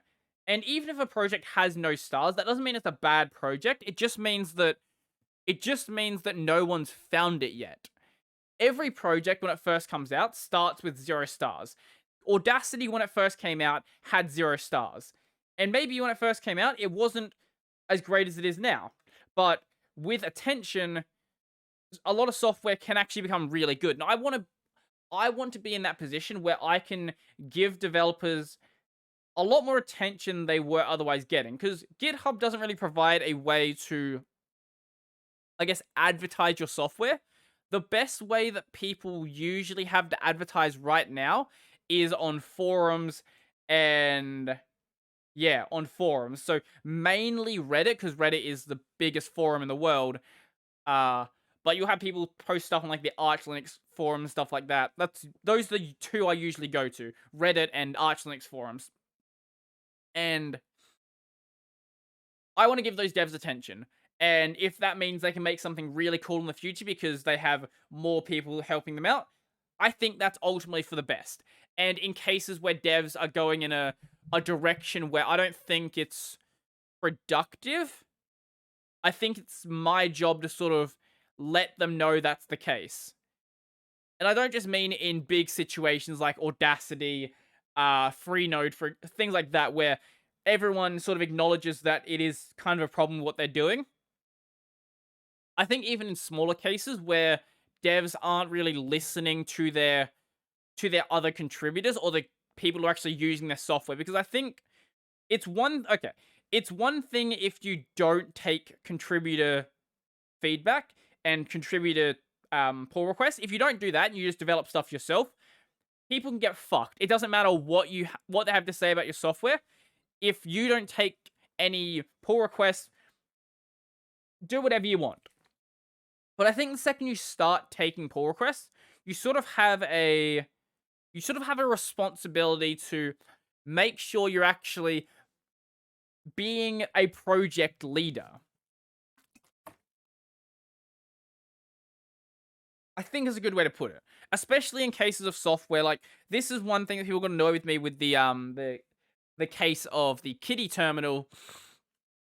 where I was saying that the dev wasn't really acting in a way I think is healthy to building a good community of users, where he was basically just shutting down things that he was shutting. The one he shut down was there was it was automatically turned on auto updates, and while that's not a bad thing by itself, people, especially in the FOSS world, aren't exactly a big fan of their terminal making network requests they didn't tell it to make. So having that turned on by default just didn't really make any sense. Someone tried to fix it and they fixed it in a dumb way. So I called out both of them. Like, the dev was being very hyperbolic, using terms that didn't make any sense, calling it telemetry and calling it, I think, surveillance as well. Surveillance and telemetry, I think, might have just been surveillance. When it wasn't that. It was an auto update. That's insane. Explaining that in a way that sounds insane isn't going to get your point across. But the dev also didn't do a good job in explaining his position either. People were clearly in agreement with what this person was saying, and he just shut down the entire conversation. He was just like, nope, we're not listening to this. No conversations happening. I don't want to deal with this. And I don't think either side of that is helpful. But I think as the maintainer of a project, you sort of have more responsibility. It's like how I can't go around like fucking, even though I'll do it on streams. No, I guess cursing out everyone on the channel. Like, if someone says something that I don't exactly like, I'm not going to go and like, like, oh, he's fucking push, I don't do bad person. Like, if they're actually a bad person, Nerve Gorilla, I will curse them out. But if someone says something that I'm not exactly in agreement with, like, I don't know, someone thinks my videos maybe could be shrunk down or maybe should be made longer. Even if I don't agree with them, I think it's my position to take that feedback and consider it in a rational way. I don't think all feedback does need to be handled like that. But if the person is coming to you with a genuine concern and is trying to genuinely ask you, trying to be genuine in the way they're asking and trying to actually understand from your position as well, I think it's only your responsibility to, I think it is your responsibility to make sure you actually consider what the person is saying. But like with the video ideas, in a lot of cases, the suggestions aren't great. Yeah. One of them that I had, I shut it down very quickly because I knew it was not going to work. Someone suggested I only do one video a week, and instead of doing, basically keeping the content that I'm doing, but only do it as one video a week. So having like a hour and a half long video where I do everything I would normally do. But I knew this just wouldn't work on YouTube because people don't watch long form content like that. And he brought up the example of podcasts and saying, oh, people watch long form podcasts. And my argument against that was that podcasts are a very different form of content. Like, when you watch a podcast or when you listen to a podcast, generally, unless there's some example being shown, generally podcasts aren't a very visual medium. Like, if you watch my podcast as a video version or an audio version, there's going to be a couple of little things you miss, like when I talk about the Among Us nugget, or if I show off like Murphy beds or something like that. You'll miss out on stuff like that. But it's not like I'm talking about specific things I'm doing in a terminal or I'm showing off code or anything like that. It's not like you're losing a great deal of the content. This is why podcasts mainly get consumed, when you're out doing things, because you can just listen to it while you're out for a walk or out for a run or on the train, things like that, where watching other sort of content may not be as easy. That's not to say that all content on YouTube is like that. There's a lot of discussion-y or interview stuff that isn't in podcast format. Maybe it's a lot shorter, or maybe it's just more interview sort of stuff. You know what I'm talking about. Stuff like that I think still does work when you're just listening to it. Or maybe it's comedy, for example. Comedy, I think, works generally well, unless it's obviously physical comedy, works generally well enough if you're just listening to the audio version. The video in a lot of cases does add value, because usually you have the person on stage doing something accompanying their jokes that sort of plays into it, and body language does feed into how humor actually works. But my sort of content, I don't think would function at all in a structure like that. No one watched the videos. Like, maybe, I think, my guess is they'd probably be unpopular videos, and they wouldn't have very high watch time either. So it's sort of counterproductive to merge it like that. But I was still happy to have a discussion about whether it's going to be a good idea. You just maybe heard my Discord. Actually, I'm going to remove it from the final version so you won't hear it. Why did someone ping me? Game stream cancelled. Okay, I'll get back to that person afterwards. Yeah, normally I would do the game stream in the morning. But yeah, podcast in the morning this time, because I wasn't sure how I was gonna feel in the morning. Usually I schedule stuff. Lately I've been scheduling the gaming streams the night before, so he's probably weirded out the fact that notification just never happened. So there will be a gaming stream tonight, and when this comes out, actually, there will be part 2 of the Kingdom Hearts series, assuming that nothing bad happens next week, and I still have time to actually play it. I should. I'm gonna say that. That's what I'll say. I should have time.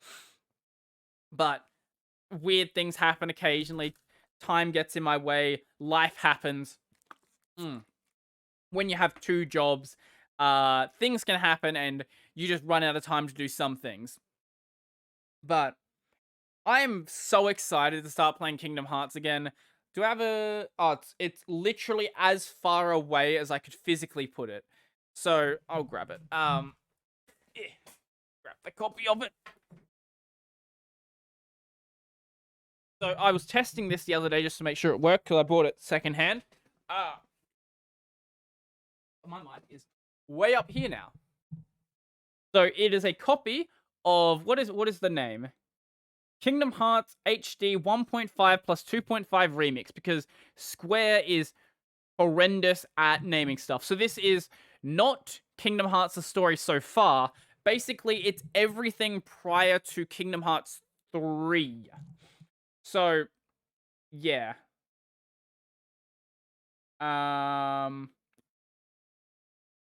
Yeah, basically. I also got a copy of 2.8. Yeah, no, so it's everything besides 3, 2.8, sorry, 2.8. Yeah, the Aqua prequel thing before 3 and Dream Drop. Yeah. But sadly, the games that I really like, Recoded and 358, are only cutscenes. So those will be emulated when I play them on stream. But it has been so many years since I last played Kingdom Hearts 1. I love Kingdom Hearts 1. Like, 2 has better gameplay. I think everyone who cares about Kingdom Hearts will agree with me that Kingdom Hearts 2 objectively has better gameplay, even if Reflect is really abusable and can basically win every boss fight. But I love the... I guess I love the characterization of 1. Is that the correct term? I don't know. I love the way the characters are being built up in that game. I like the Riku story arc that was happening, that Riku basically fucks everything up by becoming... I'm going to spoil a 19-year-old game. Riku is the reason why Xehanort is able to come back. Whoa, crazy. Riku is the cause of all of our problems. And I love 1. 1 is fun. I love all the characters in 1. I love... one thing I don't love. I don't love that Mickey basically gets, like, shafted until the end of the game. He only gets, like, one scene, where he's like, I'm inside Kingdom Hearts! Whoa! That's the worst Mickey voice you ever. That sounds more Mario to me. He's in Kingdom Hearts at the end of the game, and then you don't see him until Kingdom Hearts 2. I also like the way the Colosseum worked in 1 as well. I like, even though the Colosseum world was very small, it was literally just the Colosseum. I still think it was a fun world. I enjoyed the way the tournaments in that game worked. They were still good in 2. I don't know how the tournaments work in 3, even if the tournaments even came back in 3. I presume they did. But 1, I think, had it done the best. I think the Sephiroth boss fight, I never actually finished the Sephiroth boss fight. That was a fucking tough one. Sephiroth in KH1 is so much harder than KH2. KH2, you can really abuse the way his AI works and win that relatively easily. 1, you can still abuse it. Like, you can beat Sephiroth with a level 1 playthrough, but it's much harder. And if you make a mistake, you're dead. You're just straight up dead. He has basically one-hit kill moves. I think if you don't have the ability to stay alive from one-hit kills, you die instantly. Like, there's some attacks that are so difficult to dodge that if you don't have that ability on, no matter how good you are at the game, there's going to be a point where you fuck it up. Unless you get really lucky. Like some dream level luck. You're kind of screwed.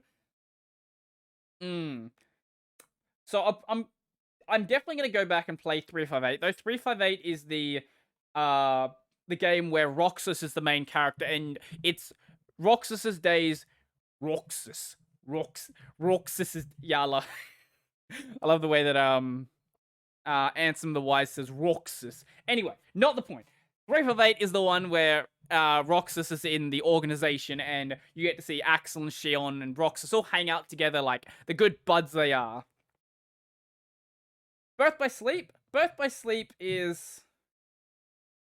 I think Birth by Sleep has the worst character development in the entire franchise. Like, people have talked about this before, but so all of the Kingdom Hearts games are sort of based around, this is our group of friends. We're such good friends. And then Birth by Sleep, they do the exact same thing, but there's no, like, build up to them being friends. It's just like, yes, hello, friends. We are good friends. I am going to go now. Hello, friend.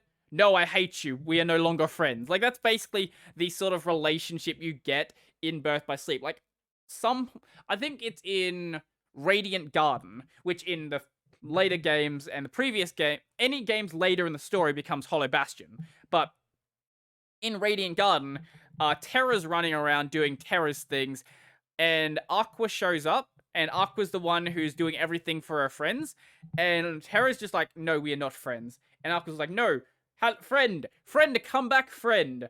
We are such good friends. Oh no, I now hate you, friend. Like, imagine if Kairi, Riku, and Sora acted like that in the first game. That's not how friends act at all. Like, in the first Kingdom Hearts, they actually feel like friends, and because you get to see them, just hanging out together before anything bad happens in Destiny Islands, you actually get to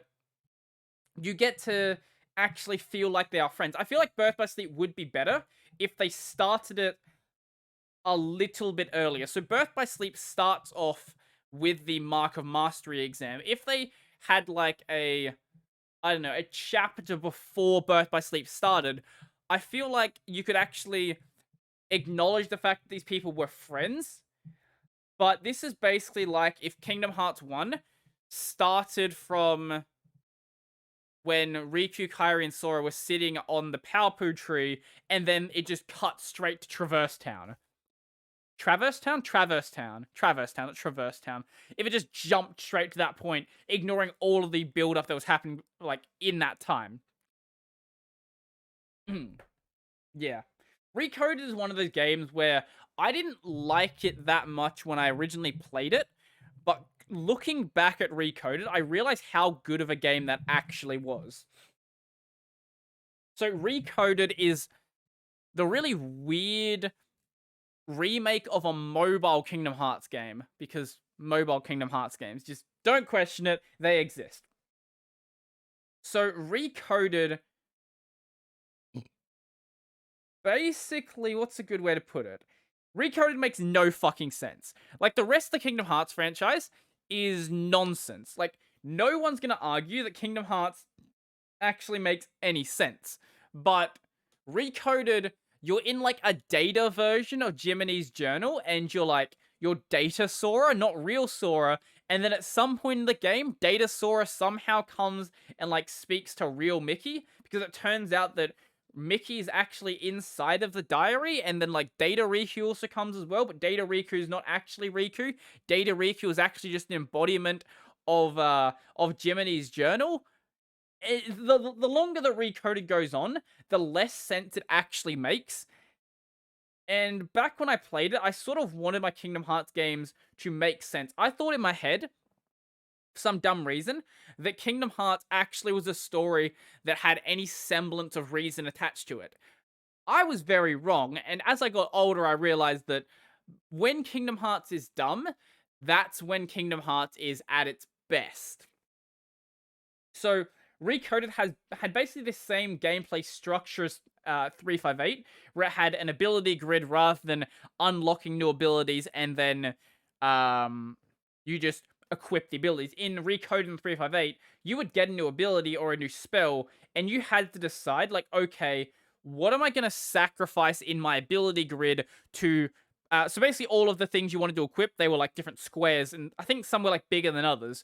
So it's sort of like inventory management in a game like Path of Exile, where you had to decide, like, can I actually take this? Is this something that I can actually fit in my build? And it made you actually be more strategic. That's actually one of the things I do like about the side story Kingdom Hearts games, because they all have better out, I guess, better general gameplay and better character better RPG mechanics than the mainline games does. I think 2 still has better combat, but at least better feel for combat, but having the ability grid in 358 and Recoded, having the command deck in Birth by Sleep, and also those games as well, having the battle dueling system in Chain of Memories. I think Dream Drop also has the command deck system. I don't know why they never brought the command deck into the mainline games. Like, I get sort of wanting to use these side games as a place to test stuff, but the command deck, honestly, it makes the combat more exciting. Because in the mainline Kingdom Hearts, like, you can just spam reflect until you run out of MP and then you win. Like, you can't do that in the side games because it just doesn't work. You can't have that many reflects because there's always going to be a reload time on them. And you also have, like, Ragnarok and things like that in your command deck, so you could use it at any point, rather than the way it works in KH2 where you have to hit a certain event and then you can press triangle and then it activates. And then if you have, like, Sonic Blade and Ragnarok, only one or the other will activate under certain conditions. So it gets really weird how it functions. But when you have just the command deck, you're pretty much in control of when you use those abilities. And it gives you more time to be strategic, I guess. Even though the Kingdom Hearts games don't need strategy, it adds a new layer to the combat. I think the baseline smashing X is still more fun than the command deck. But I think that if you take the way the combat does flow in, like, KH2, for example, and then combine it with a command deck, you would get something interesting. I think. I could be completely off, but that's how I feel about it. Yeah. We went through basically no topics today. Actually, I went through, like, some side topics that weren't actually on my list, but I went through basically none of the topics actually on my list, which I think is fine. Actually, you know what? We're gonna end it off with something funny. Have you guys heard about the Amazon box? Amazon creating their what's a good way to put it? Their suicide booths for their factories. Let's see. Amazon, come on, do you know you want to show this to me? Amazon box. Here we go. Amazon's mental health kiosk mocked on social media as a despair closet. Here it is. Look at this thing. It is literally like the suicide booths from Futurama. If you've never watched Futurama before, first episode, Futurama suicide booth. In the first episode of Futurama, Fry is trying to make a phone call, and he didn't realize that the booth he'd gone into was a suicide booth rather than, an actual phone booth. That's basically what this is, because someone is going to go into this room, because these are like completely soundproof. It's like a soundproof room in here. You're supposed to like be able to go in there and have time away from the noisy factory. Someone's going to go in here and off themselves. That's going to happen.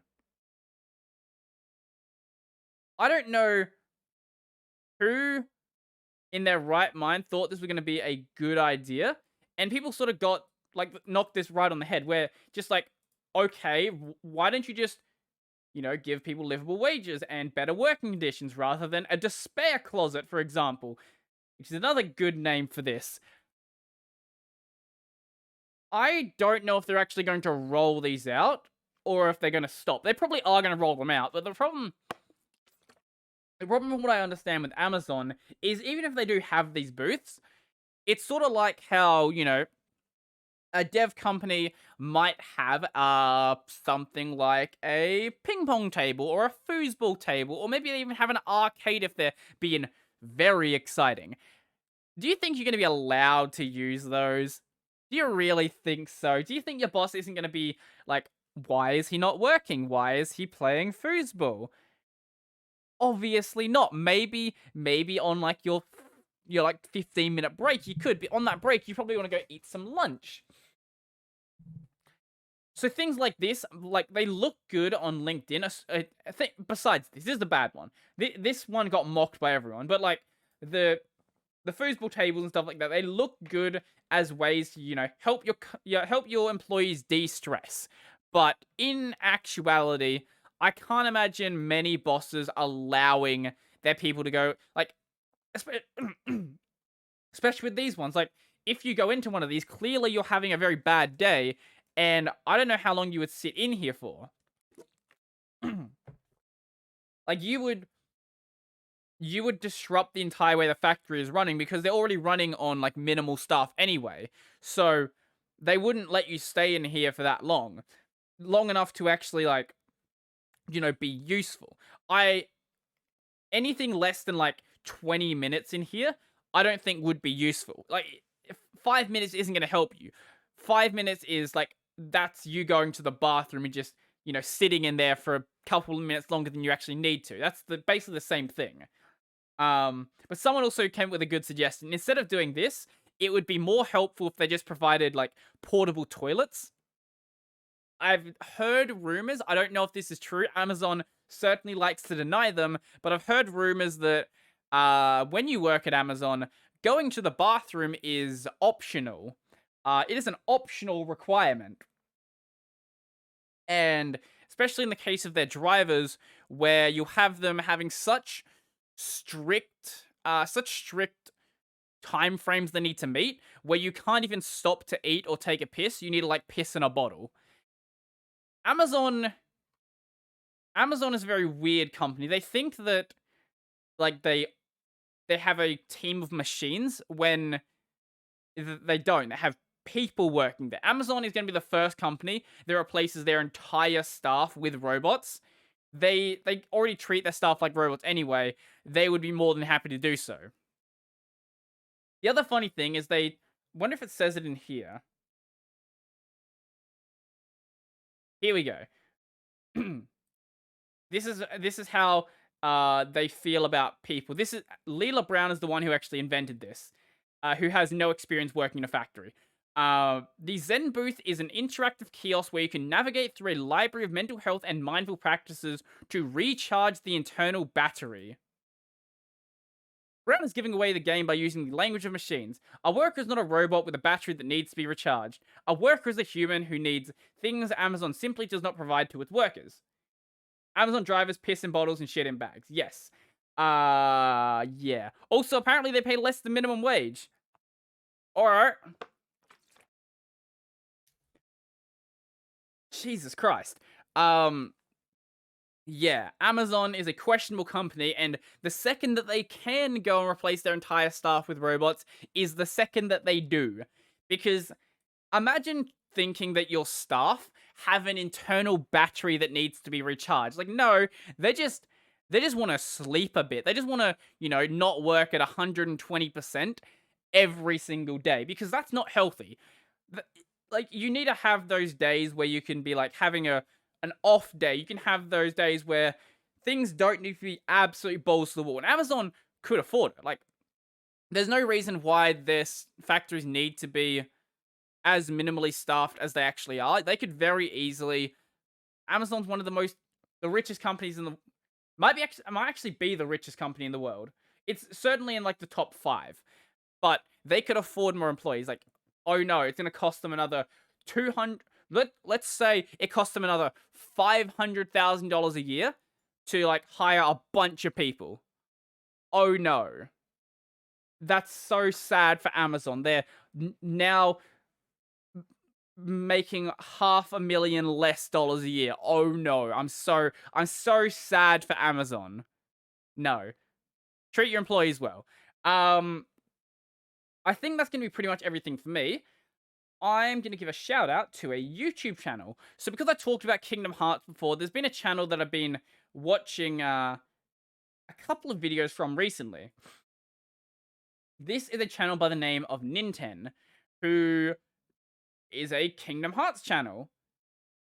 And nothing but a Kingdom Hearts channel. I would go insane. I would go absolutely insane playing nothing but one game. Like, that's I guess he played Final Fantasy VII for a bit. Not for very long. But mainly Kingdom Hearts. And he's been doing some, like, randomizer stuff, Chaos Randos, crazy stuff like this. Jiminy's Journal at level 1. I would hate to do that. God. Playing for the game at level 1 would be hard enough. Can you beat KH2 Rando without jumping? KH2 doesn't really have parkour the same way that KH1 does. So, I guess you probably could. Huh. There's probably ways you can, if you need to get a height boost, that you can get a height boost with drive forms and things like that. But I highly recommend this channel if you like Kingdom Hearts and you just want to, like, watch dumb Kingdom Hearts videos and just have something on in the background. He's a good channel. Highly recommend him. He also streams over on Twitch, so if you want to watch the stuff live, you can do that as well. I think that's going to be everything then. I am going to do my Patreon read because, I'm a horrible person that gives people the option to donate. As Nerve Gorilla would say, I am commercializing the internet. But because I'm commercializing the internet, if you want to support the channel, you're entirely free to do so. You don't have to do it. It's completely optional.